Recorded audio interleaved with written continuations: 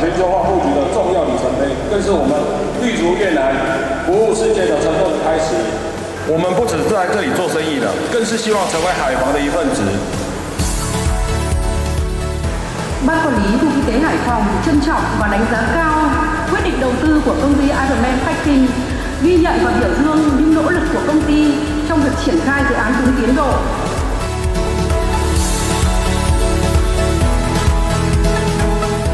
Hôm nay là một dấu mốc rất ý nghĩa, đánh dấu sự hoàn thành của một dự án được triển khai với tinh thần quyết tâm cao và sự nỗ lực không ngừng nghỉ của tất cả các bên tham gia.